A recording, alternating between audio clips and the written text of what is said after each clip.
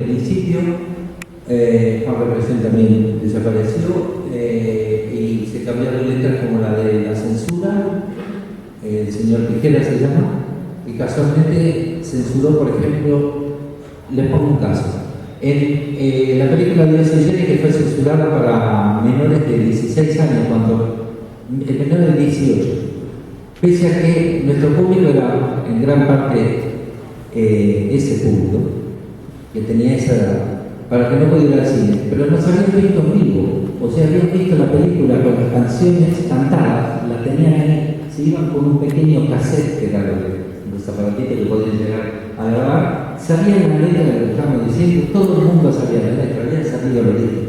Pero el censor dijo que había escenas que podían pecar por el sexo o algo así, porque había una parte donde yo me estaba tirando la pileta con short de baño, y en ese momento eso mezclado con el rock, el pelo largo, cosa que los militares, los censores, en realidad después fueron los militares, pero había una misma lectura: pelo largo, droga, revolución, amor libre, se acabó la familia. Y ahí está el punto donde la lógica, la secuencia que ellos seguían era esto: si se acaba la familia y tenemos hijos que despotrican contra sus padres, nosotros no podemos poner orden. Ellos querían poner orden a su manera, era una forma brusca, y su entrada, que para mí vino casi planeada desde antes desde el golpe del 76, lo que querían era eso, olvidándose que cualquier cambio en la adolescencia, que nadie discuta, manso, algo totalmente contrario a lo que ofrece la adolescencia, esté el gobierno que esté y estemos en el país que esté, porque la adolescencia está para eso, porque para eso están las hormonas que tienen los adolescentes y la forma de idear, donde es innegable que son así, no hay que pelear contra eso, pero bueno. Así que esos fueron los momentos previos de la censura predictadura, que después continuó. Nosotros decidimos seguir adelante con el disco, con instituciones, pequeñas anécdotas, dar vuelta a las letras, y había otra cosa que nosotros sí sabíamos, que no sé si ellos sabían. Había una cosa de complicidad. En esas épocas, y que las épocas que siguieron en el año 76, 77, 78, que fueron los años más bravos de la dictadura, había una cosa que, si vos estabas vestido de tal manera, escuchabas tal música, o te gustaba tal o cual grupo, quiere decir que eras de los nuestros, era digamos, que eran amigos, y si no, eras de la otra banda. Había una división bastante cruda en eso.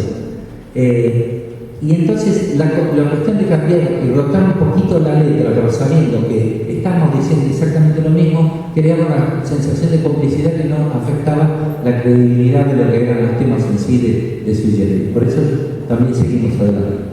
El golpe vino el 24 de marzo, nosotros se vivía un momento difícil, pero quería volver al principio de lo que estaba contando. Hay mucha gente que sí quería que algo suceda en Argentina, no sabía qué, y había mucha gente que estaba desesperada porque algo pase. Incluso había muchos músicos que también tenían ganas de que algo pase, porque se estaba viviendo una época difícil con María Estela de Perón. Cuando llegó el golpe, nosotros teníamos un aviso preliminar de lo que era o podía ser un gobierno militar. Habíamos estado en Uruguay el 5 de agosto del año 75, mes antes de separarse de Sui Generis. A nosotros nos llevaban presos con Charlie y los dos otros músicos y nuestro manager y nuestros equipos, y todos, fuimos todos presos, cosa que era una cosa totalmente ridícula, que a veces van presos los equipos también, y saquemos todo del hotel, porque el último nosotros presos, pero ¿por qué todo lo nuestro? La cosa que nos fueron a buscar al hotel, nos llevaron ventanas, nos pegaron, nos tuvieron toda una noche afuera, al aire libre, pegándonos cada vez que bajábamos los brazos y vendados. Todo por cantar Botas Locas. Nosotros con 19 años, 20 años decimos, hay algo que no encaja. Porque, ¿cómo por cantar un tema, por más que esté un poco en contra o bastante en contra, te van a llevar preso? Pero ahí caemos en la cuenta de lo que es esta especie de sueño extraño o pesadilla que se convirtió esa noche en algo totalmente increíble que no estaba sucediendo. Charlie le cambió la letra y nos soltaron, porque nadie había grabado ese tema en esa actuación que habíamos tenido. Al día siguiente supimos que era la censura en vivo.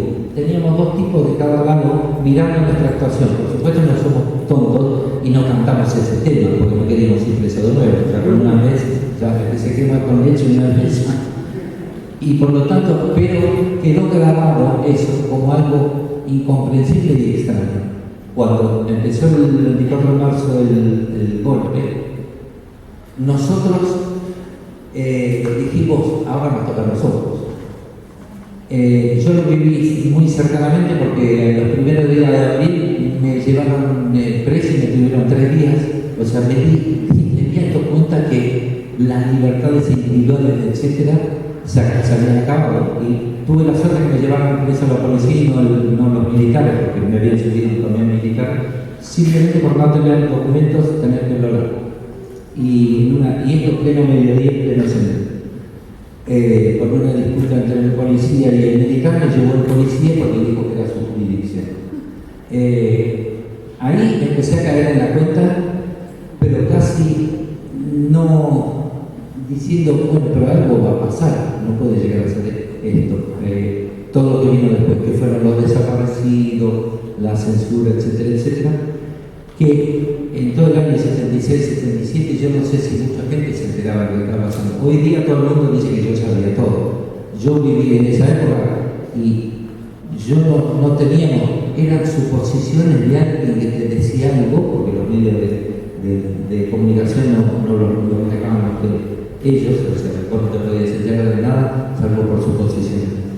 La censura, por supuesto, siguió desde lo que nos trata ahora, pero ya tenemos un poquito de experiencia preliminar, de saber cómo andar esquivando las balas, por así llamarlo, para poder escribir y poder seguir sacando dinero. ¿Por qué no nos fuimos? Si nos hubiésemos seguido construyendo, un militar, mejor dicho, un marino en el año 77 me dijo, si ustedes se quedan un año más, no era que se tenían que ir, tenían que estaban más. Eso me lo dijo así. Tuvieron la ventaja de separarse en el 75. Durante todo el año 76, tanto Charlie como yo empezamos a armar cada uno su banda, donde hubo un periodo donde queríamos estar acá. No queríamos irnos. Sí vivimos que se tuvieron que ir otros colegas, caso de Ojeco, que fue el que ligó uno de los peores, bueno, Mercedes Sosa, obviamente, pero digamos de los cercanos, el grupo rock. León fue el que más la ligó, después fue Lito Nevia, por cantar ciertas canciones, uno se fue a México, León se fue a recorrer Latinoamérica, después se fue a Estados Unidos. Y la censura, por supuesto que continuó de distinta manera y para llegar a otra vez una especie de suavidad después del año 79-80, se tapó con el Mundial, magníficamente. Los argentinos somos derechos humanos, había la proclama general y el mundial tapó todo, más encima que ganamos. Es decir, ganamos, ahora no digo si ganamos, sí, ganamos, no sé, pero fueron esos 2 primeros años fueron los más difíciles, sobre todo que nos cambió la vida, pero también me di cuenta que el ser humano se acostumbra a todo.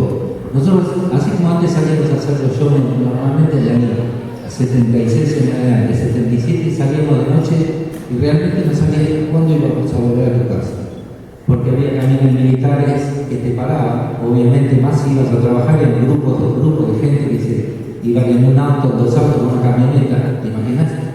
Nosotros llevamos equipo, pero podía llegar a cualquier cosa, entonces te pagaban a cada rato, te acostumbras a eso y vivías en una especie de tensión con miedo, un miedo que no se sabe de dónde viene, y mirando para todos lados y cuidándote, sobre todo. Pero hubo un decreto que fue el que marcó la diferencia enorme, que fue que no se podía pasar música en inglés en las radios. Ahí salieron todas las radios, en la discográfica desesperadamente y agarró un ataque de nacionalismo extremo, es decir, tenemos que defender lo nuestro. Faltaban bandas y faltaba música en castellano para pasar, y ahí aparecieron muchas bandas que venían de otros lados, algunas de las cuales fue fantástico, Fito Páez, etcétera, etcétera, que venían de Rosario. Y nosotros, los que ya estamos, ligamos un poco más de promoción. Pero nosotros venimos de antes, entonces ya sabías que lo único, que esto era una apertura normal, que iba a desembocar. Obviamente, cuando se perdió la guerra de las Malvinas, todo el mundo ya sabía que lo que venía era, no le quedaba otro remedio que caer en las elecciones, así como le pasó a la luz en el 72, que tenía que buscar desesperadamente, porque volvía como sea, de cualquier manera tenía que abrir el juego. Y en el 82 se perdió la guerra y entonces se abrió el juego y nosotros lo empezamos a notar de inmediato, pero no nos impactó. Es como se fue la censura, era como un pequeño sueño mentiroso de apertura. Yo no la terminé de creer, realmente yo no la terminé de creer hasta que fuimos a la plaza cuando asumió Alfonsín, que creo que fuimos todos, porque desde la época de la democracia del anterior había pasado ya 10 años, que fue una democracia hacia los tumbos, y la gente ya tenía ahí casi una desesperación de que venga, por favor, que se quede. Así que eso más o menos relata esa parte del tiempo. Bueno, quizás una pregunta que también apareció del público y que tiene que ver, porque veo como dos que se parecen. Me parece interesante como caracterizar la juventud, dice acá, ¿qué tendría la juventud hoy de diferente a la juventud revolucionaria por ahí de esa época de los 76, etcétera? Y al revés, digamos, ¿qué podría tener, qué le faltaría a la juventud quizás para poder ser revolucionaria o algo así? Mira, yo creo que la juventud siempre tiene esa tendencia. Lo que pasa es que en ese momento el enemigo era uno. También los jóvenes no teníamos una noción muy destacada de qué era la democracia, porque la habíamos estudiado un poco en el colegio y había una materia que se llamaba educación democrática en ese momento. Yo iba a un colegio militar con Charlie, dependiente militar. Nos enseñaban educación democrática, pero afuera pasaba otra cosa. Entonces, la mezcla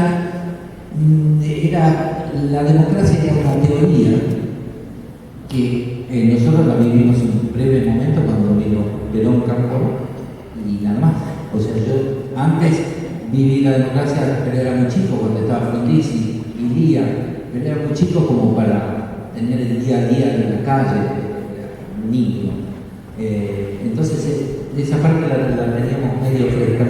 Yo creo que la juventud siempre tiene esa cosa revolucionaria.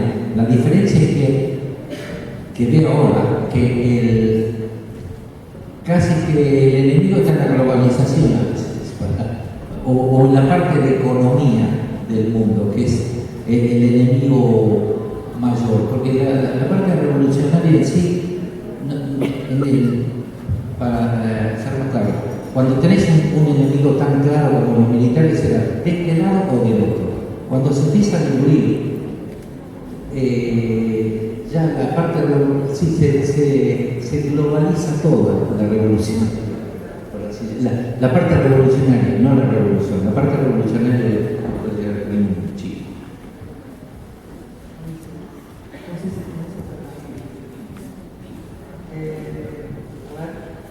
Dice, con el contexto histórico que conocemos en los 70, ¿pensaban que iban a lograr el efecto que lograron con la música?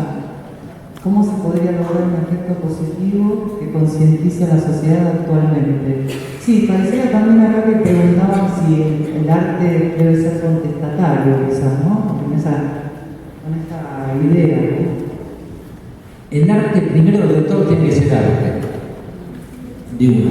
Nosotros, el arte panfletario, como mal lo queríamos llamar, porque hay algunos que pueden tomar una época, y era facilísimo en la democracia, se hizo por los panfletos de si pero ¿qué hiciste? ¿Dónde estabas antes cuando había que estar luchando la vida? ¿Te fuiste? ¿Hiciste algo como para colaborar? Para mí el arte es una cosa. Yo dudo mucho que el arte, la música, el cine, el teatro, etc. Pero la música te puede acompañar, te puede despertar ciertas cosas, te puede hacer cómplice en esa época donde si te sentías solo, en donde escuchas la misma música, entonces no decaes, te puede dar coraje, te puede hacer feliz, muchas cosas te ayudan. Ahora, cambiarte la vida, específicamente cambiar una sociedad, no, es uno de los aditamentos que tiene el arte, es ayudar un poquito. Hay otra cosa que cambia rotundamente en una sociedad, que es el manejo de los medios, el manejo comunicacional, etcétera, etcétera, que son los que van dirigidos y van pensados y son estudiados para lograr un efecto tal. La música puede colaborar enormemente, pero en ese sentido, ¿no? Creo, no sé si me expliqué bien.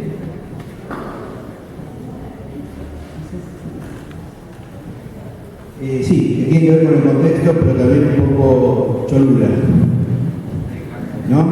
Sí, tiene, realmente, primero, bueno, uno conoce un poquito la historia y además, desde algún lugar fue fan de esa época, el rock nacional, los grupos, cómo a esos jóvenes que ustedes eran de 18, 19 años, los tomó esa popularidad, ese éxito, de saber que cantaban, quizás componiendo en términos de una amistad, una afinidad, y que tanta gente se iba a ver reflejada por lo que cantaba, no siendo tan jóvenes, o sea, te pregunto, por ahí me difusa la pregunta, pero... Lo tomamos como... Te cuento, nosotros con Charlie teníamos una flexibilidad que nos iba a ir bien. El parámetro de cuánto bien no lo sabíamos, porque el parámetro que nosotros teníamos a los 19 años era grabar un disco, era excepcional en ese momento. No un disco de oro, pero un disco de oro ventas. Nosotros queríamos tener un disco porque, como buenos adolescentes, lo que queríamos tener era saber quiénes somos, si sirvo para algo, si puedo colaborar en algo, etcétera, etcétera. Después fueron creciendo las cosas que pedíamos por nuestra profesión, pero nosotros queríamos sencillamente grabar un disco. A los 19 años no éramos muy conscientes de todo, porque si no tendríamos 19. Y entonces nosotros íbamos haciendo ciertas cosas, como una vez nos juntamos con un grupo de gente que conocía más de rock. Había un solo tipo que ciertamente aprobó eso, que sabía y que tenía una concepción de lo que era el futuro, que era Luis Alberto Spinetta. Él era el que hacía paso a paso y iba planeando cómo iba a ser su futuro y su carrera y lo que deseaba muy adelante. Pero creo que fue el único. Los demás llegamos a un consenso de que estamos medio en una especie de quinto B, donde íbamos sacando las cosas a los ponchazos, tratando de esquivar la vara, como decían los primeros, y sobre todo éramos muy tercos, muy típicos adolescentes, muy insistentes. Y a la vez nos divertía todo este embrollo del cual teníamos que salir, que era la adolescencia, por supuesto. El hecho de que después empezó a crecer, sí, y yo lo soñé, creo que al tercer disco de Sweet, había una cosa que me pasaba.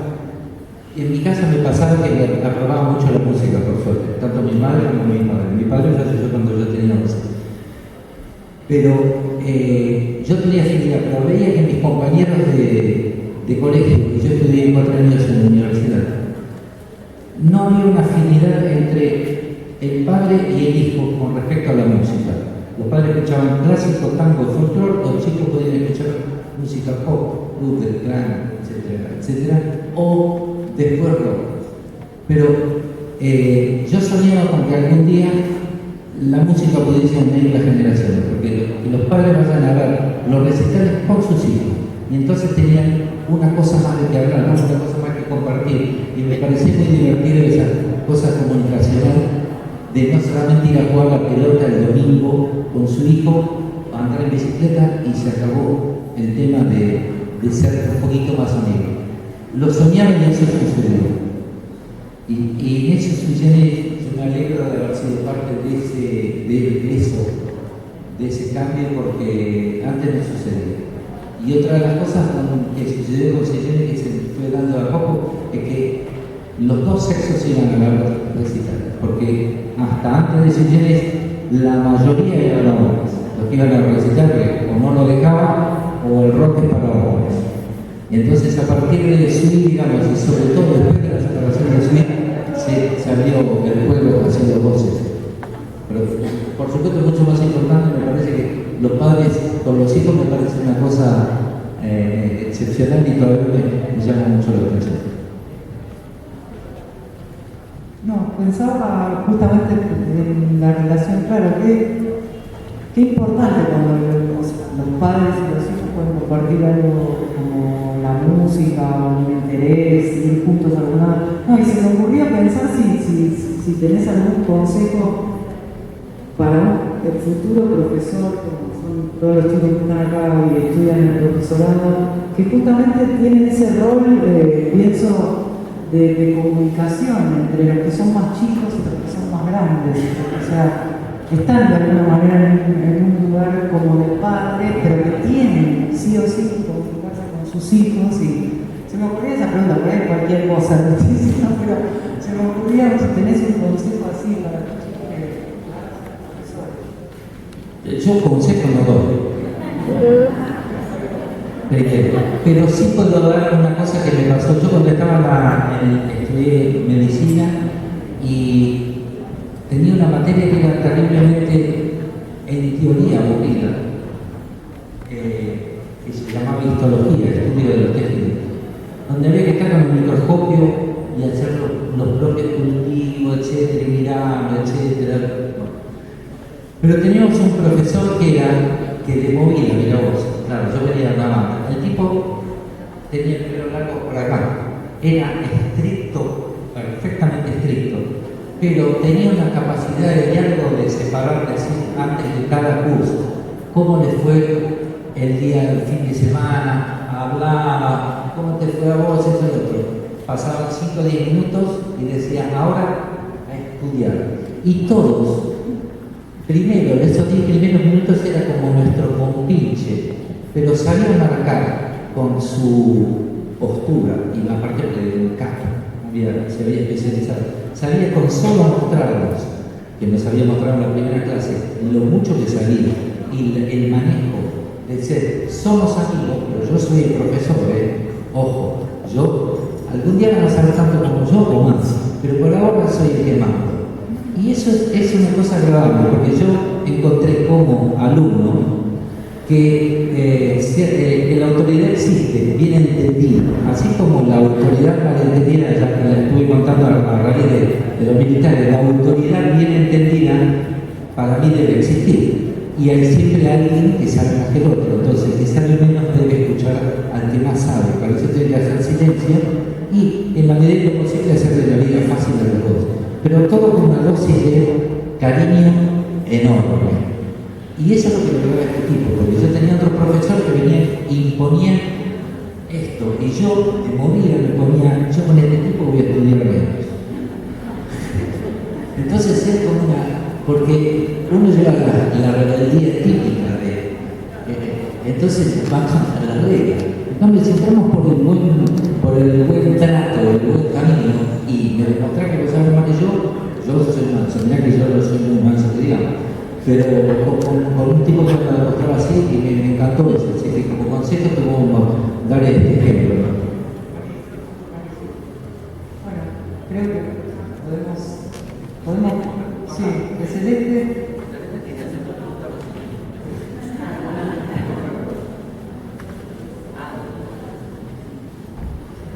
Casi me vamos acá. Ya estamos yendo, no sé, la verdad. ¿Eh? ¿Y Andújar?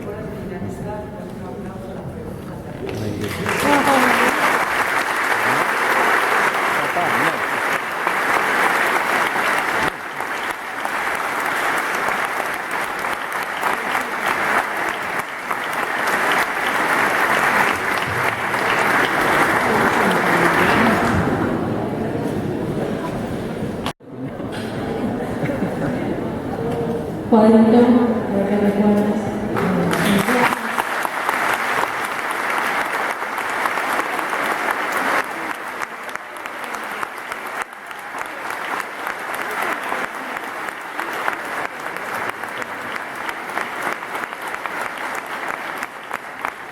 Ahora, a modo de mini regalo, voy a cantar un tema. Bueno, si vinieron por eso, me dan un chiquitito que me voy a conectar. Nada más.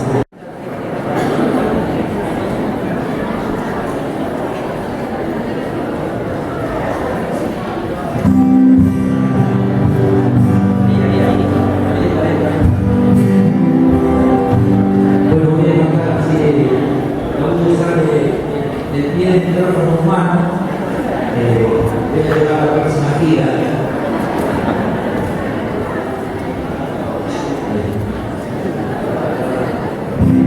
Bueno, te va a ser.